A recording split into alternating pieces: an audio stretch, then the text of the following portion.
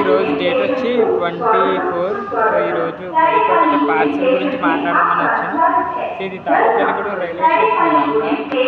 So parcel service అయితే నా back side ఉన్న ఆఫీస్, కానీ ఎవరూ లేరు. సో అసలు ఆ ప్రాసెస్ ఏంటో ఈరోజు వీడియోలో అయితే తెలుసుకున్నాం. సో కొత్త వారు చూస్తే తప్పకుండా మన ఛానల్ సబ్స్క్రైబ్ అయితే చేసుకుని బెల్ ఐకాన్ అయితే ఆన్లో పెట్టుకోండి. వీడియో లైక్ చేయడం మాత్రం మర్చిపోకండి. సో మంచి డైలీ లాస్ అయితే వస్తాయి. ఇదంతా రైల్వే స్టేషన్. సో అక్కడ పార్సిల్ సర్వీస్ మీకు పిన్ టు పిన్ చెప్తా, ఎలా ప్రాసెస్ చేయాలో, పార్సిల్ ఎలా చేయాలి, బైక్ని అక్కడికి ఎలా తీసుకెళ్తారని.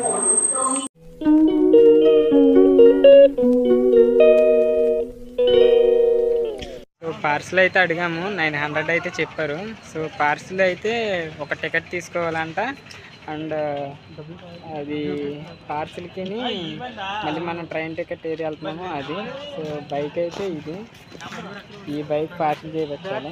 మనం ఏ రోజు వెళ్ళాలనుకుంటే ఆ రోజు అయితే పార్సిల్ చేసుకోవచ్చు. పార్సిల్కి 900 అండ్ 200 వచ్చేసి మనకి ప్యాక్ చేస్తారు కదా, ఆ ప్యాక్కి సంబంధించింది అయితే ఆ 200 అయితే తీసుకోవాలి.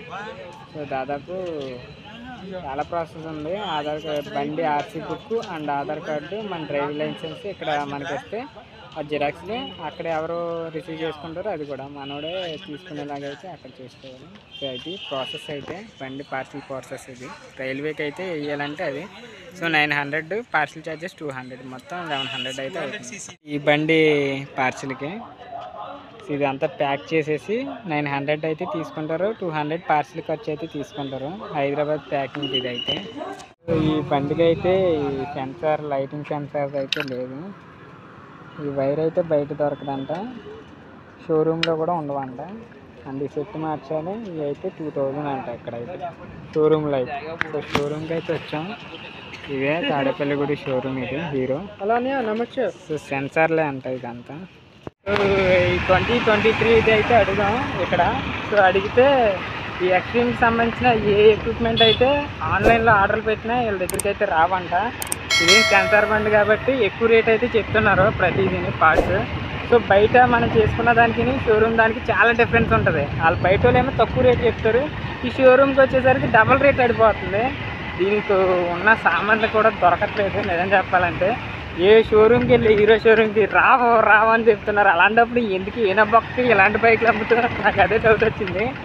ఏనా తొక్కకి నిజంగా చెప్పాలంటే వేస్ట్, శుద్ధ వేస్ట్. ఒక బండి మనం కొనుక్కున్నాక దాని సామాన్లు అంటూ కంపెనీ దగ్గర ఉండాలి, కానీ వాళ్ళ దగ్గర అయితే ఏ బొచ్చు రావంట, ఏమీ ఉండవంట. మెకానిక్ వెళ్ళాలి, మెకానిక్ దగ్గరికి వెళ్ళాలంట, షోరూమ్కి అయితే ఏమీ రావంట. రేట్లు కూడా ఎక్కువ రేటు ఉన్నాయి. ఏనాదొక హీరో షోరూమ్ కూడా ఎప్పుడైనా బైకులు డిజైన్ చేసినప్పుడు ఆ స్పేర్ పార్ట్స్ ఏవైతే ఉన్నాయో అవి తక్కువ రేటుకి అయితే మీరు ఇప్పుడు ఏమంటారు అతని కంపెనీ ఏంటంటే hero expression 116, hero extreme 160R ఇది వచ్చేసి. సో కంపెనీ ఎప్పుడైనా ఆ స్పేర్ పార్ట్స్ అనేవి ప్రొవైడ్ చేయాలి ప్రతి షోరూమ్కి, కానీ ప్రొవైడ్ చేయకుండా ఆన్లైన్ పెట్టిన రావు ఏలూరు బండ్లు దింపి మధ్య తరగతి వాళ్ళని అయితే ఇబ్బంది పెట్టాక తప్పించి ఏనా తప్ప ఏం పనిచేయదు. సో ఇది తాడేపల్లిగూడెం రోడ్డు అయితే దరిద్రంగా ఉంది, చాలా దరిద్రం రోడ్డు. ఇది సో బూతులు అక్కడక్కడ ప్యాచీలు ఉంటాయి. ఇది ఎలాంటివి చేస్తూ ఉంటారు. తణుకు రోడ్డు ఇది, ఈ తాడేపల్లిగూడెం నుంచి ఇంకేమన్నా కొత్తగా కనిపిస్తాయి చూపిస్తాను చూసుకోండి. ఇప్పుడు అడద్దా ఈ బ్రిడ్జి మాత్రం పడిపోద్ది, కానీ మెయింటెనెన్స్ అయితే లేదు. అక్కడక్కడ మొత్తం కూతులే. నేను ఎన్నిసార్లు చెప్పిన ఈ బ్రిడ్జిని మాత్రం ఎవడో పట్టించుకునే నాదే లేడు. ఎందుకంటే ఇది ఎటు చూసుకున్నా చిన్న బ్రిడ్జి, దీనికి మెయింటెనెన్స్ ఉండదు. అక్కడక్కడ ఇలా గోతులు, ఈ గోతుల్లోనేమో 4 చిత్రాలు అవి వేసేసి తారేసేసి ప్యాచ్ వర్క్ చేస్తారు అంతే. సో చాలా డేంజర్గా ఉంటుంది. సో దయచేసి బ్రిడ్జినన్నా బాగా చేయించండి. ఇక ఎటు చూసినా గోతులు, వీటిని తప్పించుకొని వెళ్తూ ఉండాలి. సో మాట్లాడితే పోలీసులు ఆపుతారే తప్పించి రోడ్డుగా మాత్రం ఎవడో పట్టించుకునే నాదే ఉండడం. మరి ఏంటో తెలియదు. సో మధ్యలో బాగానే ఉంటుంది అటేపు రోడ్డు. మనం బస్ స్టాండ్కి వెళ్ళే రోడ్డు పరమ చెత్తగా ఉంటాయి. లైసెన్సులు లేవు, వీటి లేవంటే డబ్బులు లాగుతారు. ఈ రోడ్లు ముందు పట్టించుకుంటే అప్పుడు గవర్నమెంట్ బాగా పనిచేస్తున్నట్టు లెక్క, అంతే తప్పించి రోడ్లు పట్టించుకోకుండా ఇంకెందుకు. పెయింటింగ్ అయితే వేసేసారు వెంకటరామన్నగూడెం నుంచి నల్లజర్లేరు వెళ్ళే రోడ్డు ఇది. సో మొన్న నార్మల్ ప్లేన్ రోడ్ చూసాం, ఈసారి అయితే లైటింగ్ కింద మనకు పెయింటింగ్ వేసారు, రేడియం పెయింటింగ్. ఎక్సలెంట్ ఉంది ఇప్పుడైతే రోడ్డు. సో ఇలా కూడా తాడేపల్లిగూడెం రోడ్డు బస్ స్టాండ్కి వెళ్ళే రోడ్డు బాగా చేస్తే ఇంకా నీట్గా ఉంటుంది. ఎయిర్పోర్ట్ పడ్డది అన్నారు మరి వెంకటరామన్నగూడెం. అందు గురించి ఈ రోడ్డు హంగులు అయితే ఇలా ఉన్నాయి. ప్రజెంట్ ఇది న్యూ రోడ్డు, కొత్తగా ఉంది మొత్తం అంతా. కరెక్ట్గా ఆ డౌన్లో అయితే పెట్రోల్ అయితే అయిపోయింది. సో ఎటు కాకుండా అడుగు మధ్యలో అయిపోయింది. సో మన ఊరిని చౌకేసుకోమని సెంటర్కి అయితే వెళ్ళిపోమన్నా. ఇక్కడ నుంచి 1 కిలోమీటర్ ఉంటుంది. సో నేనైతే ఇక ఇక్కడే ఉన్నా, వచ్చేస్తాడు. పెట్రోల్ అయితే కొట్టించుకున్నాడు. ఎప్పుడైనా మాటల్లో పడి పెట్రోల్ కొట్టించుకోవడం మర్చిపోకండి. మాటల్లో పడి మేము చాలా దూరం అయితే వచ్చేసాం దాదాపు మంది గురించి.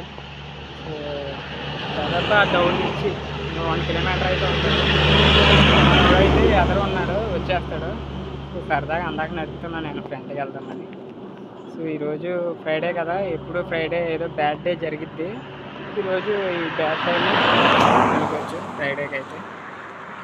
వస్తుంది కదా ఆ వచ్చే బండి మననే, పెట్రోల్ కొట్టించుకొని అయితే వచ్చేస్తుంది బండి అయితే. సో ఈ చెరువులో అయితే చేపలు చాలా ఉన్నాయి. చిన్న చిన్న పిల్లలు అనుకుంటావి, ఈత కొట్టుకుంటూ ఆడుకుంటూ తిరుగుతున్నాయి. మొత్తం చాలా పెద్ద చెరువు. సో నల్లజర్ల చివరిన ఉండదు, అటు మనకి హైవే ఎదురుగుండా కనిపిస్తుంది హైవే.